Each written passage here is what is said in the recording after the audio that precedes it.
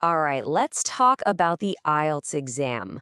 What's the one thing that separates a good score from a truly great one? I'll give you a hint. It's not just about your vocabulary or grammar, it's all about your mindset. So, in this explainer, we're going to break down exactly what the IELTS writing mindset is and how you can start thinking like a top scorer. Now, let this sink in for a second. Most candidates don't fail because of grammar. They fail because they think like Band 5 writers while aiming for Band 8. This idea right here, it's the key to unlocking a higher score. So if you've been stuck at a Band 6 or 6.5, listen up. The problem probably isn't your English. The real roadblock? It's thinking like a Band 5 writer when you're shooting for a Band 8. It really is all about your mental game on test day. I mean, just think about it, right? Everybody taking the test gets the same paper, the same questions. So why the huge difference in scores? The real secret sauce isn't just having better English, it's the whole mental approach. It's the strategy, and honestly, it's the confidence you walk in with. Okay, so let's start by identifying the problem because you have to know what you're up against. We're going to call this the mindset trap, and it's exactly where most people get stuck, a lot of the time without even realizing it. So, check this out. On one side, you have the Band 6 mindset. It's that little voice in your head filled with panic and hope, right? Oh, I hope this is correct. Or, I'm running out of time. It's all about reacting to the pressure. But then, look at the Band 7 to 9 mindset. It's all about certainty and control. This answers the question clearly. I am managing my time. You see the difference? It's a huge shift from just hoping for the best to calmly executing a plan. And that brings us to the absolute core idea of this whole explainer. It's about control, not brilliance.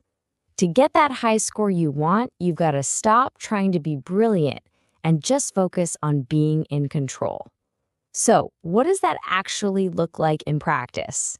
Let's get into it. Okay, let's get one thing straight right now, because this is probably the biggest myth in all of IELTS prep. High-scoring writing is not about using fancy, complicated English. So many people fall into this trap. They think they need to sound like some university professor, using these huge, complex words and sentences. It's just not true. In fact, trying to do that, it almost always backfires. So, if it's not about fancy English, then what is it about?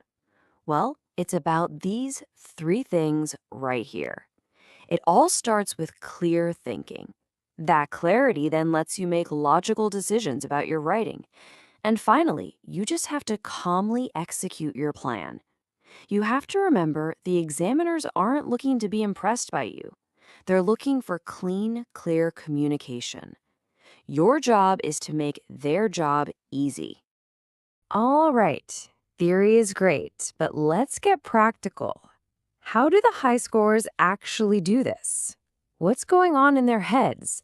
Let's pull back the curtain and break down their thought process step by step. Okay, first things first. High scorers know the rules of the game.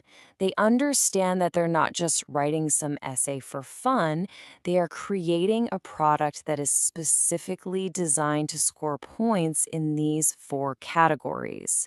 See, knowing these criteria isn't just about knowledge, it's a tool that gives you control.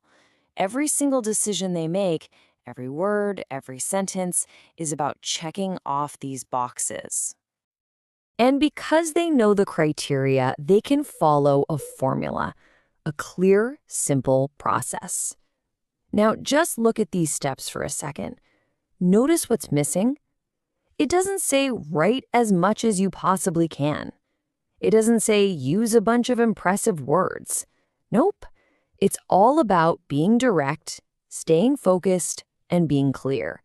And that last point, oh, that one is absolute gold. Stop writing when the point is clear. Remember, more words don't mean more marks.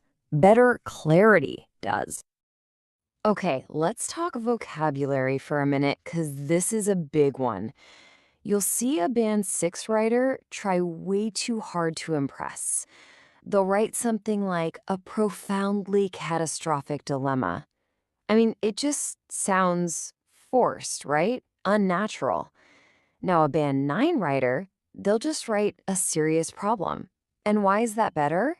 It's simple, it's clear, it's natural, and it's 100% correct. The examiner wants to see that you can use English naturally, not that you swallowed a thesaurus. And you know what? The exact same logic applies to grammar. The goal is always control and accuracy. Yes, of course, you need to show you can use a range of sentence types, but a high score only goes for a complex sentence when they're absolutely sure they can nail it. Trust me on this. It is always, always better to write a simple, perfect sentence than a complex one that's just riddled with mistakes. Now, all of this, the planning, the control, the mindset, it all builds up to what is arguably the most important part of the test, the psychological game. How on earth do you stay calm when that clock is ticking down? So really think about this for a second.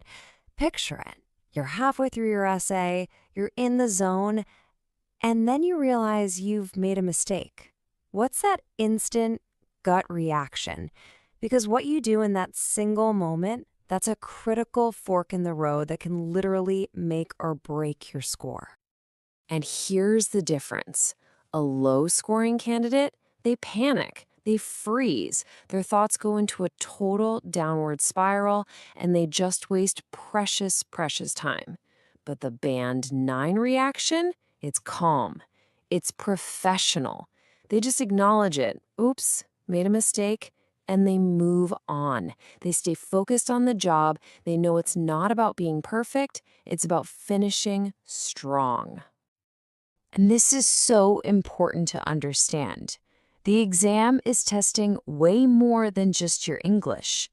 It's a test of your focus under pressure. It's a test of your patience to just stick to the plan you made. And it's a test of your mental stamina to keep going. At the end of the day, your emotional control has a direct, one-to-one impact on your writing control. Okay, let's bring this all home. We've talked about the trap that so many people fall into, and we've looked at how the top scorers think. So now, let's build your new mindset. Let's give you a new framework to take into that exam. Honestly, if you only make one single change after watching this, make it this one. Stop asking that vague, anxious question, is this good enough? It doesn't help. Instead, start asking sharp, technical questions. Is this clear? Is this relevant to the question? Is my language controlled? When you do that, you stop being a nervous student and you become your own quality controller. So your new goal, your new keyword is reliability. The IELTS exam does not reward one little flash of genius hidden inside a messy essay. What it rewards is a consistent, trustworthy performance from the first sentence to the last. You want that examiner to finish reading your work and just think to themselves, wow, this person is totally in control. And really, it all boils down to these 4 simple actions. First, think clearly before you even start writing. Second, make a smart, simple plan. Third, write with intention. Make every sentence do a job. And finally, leave yourself some time to edit calmly. See? There's no drama, there's no panic. It's just control. Let's just end on this really powerful idea. Band 7 to 9 writing isn't about becoming smarter. It's about becoming steadier. The path to that high score isn't about cramming thousands of new words or memorizing crazy grammar rules. It's about building a steady, reliable process that you know you can trust, even when you're under pressure. Because at the end of the day, it's all connected. When your mindset is calm, your writing follows suit. And that is exactly when your score starts to rise. So the final question I want to leave you with is this. Are you just training your English, or are you training your mindset?